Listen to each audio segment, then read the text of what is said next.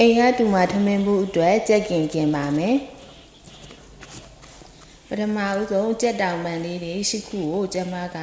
ရေခဲတက်တာတွေကနေထုတ်လိုက်တယ်ပေါ့နော်ဒီကြက်တောင်ပန်ကိုစားနေပြီးရေခဲတက်တာတွေထည့်ထားတာထည့်ရဒီနေ့မှကင်မာမှုလို့ထုတ်လိုက်တာပေါ့နော်ကြက်တောင်ပန်တွေကိုကျမမှုန်းလိုက်ပါတယ်ပြီးတော့လက်အတက်လေးကြီးလည်းဖယ်လိုက်တယ်ပေါ့နော်ဖယ်ပြီးတော့ပထမဦးဆုံးမဆလာထည့်တယ်ပြီးတော့အယောင်တင်လေးထည့်လိုက်တယ်ကြက်သားမုံရယ်ပြီးတော့ကျမကငရုတ်ကောင်းမုံလေးထည့်လိုက်မယ်ပေါ့နော်အဲ့လေးမျိုးပဲထည့်ပြီးတော့ကျမလက်နဲ့အားရပါရစုပ်နေလိုက်တယ်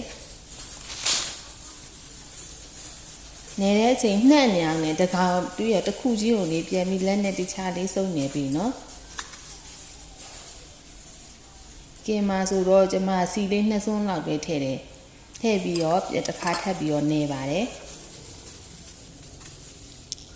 နေပြီး air fryer ထဲထည့်လိုက်တယ်ပေါ့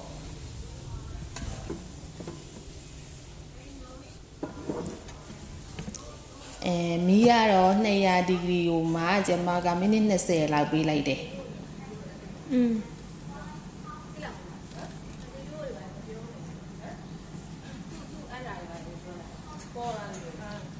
အစကကျမ120မိနစ်20လောက်ထားပြီးတော့မှ200ပြန်တိုးထားပါတော့ဒါပထမတစ်ခါ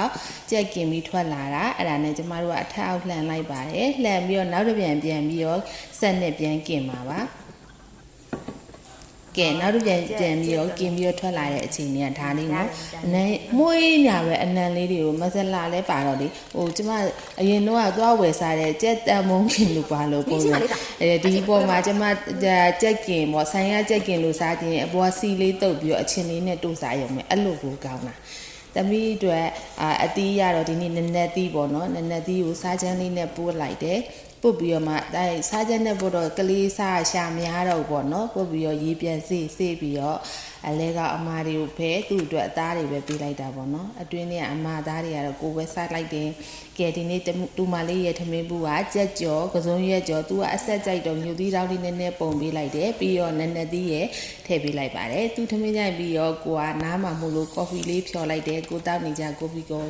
ဖီပဲဖြော်တယ်ပြီးတော့ခဏလေးမောလုံးအေးဆေးဆေးထိုင်ပြီးဟိုငေးတင်ငေးတို့မှာကော်ဖီကွက်လေးနဲ့ဒါကတော့ကျွန်မမနေ့တိုင်းလုပ်နေတဲ့အချိန်မှာကျေးဇူးပါရှင်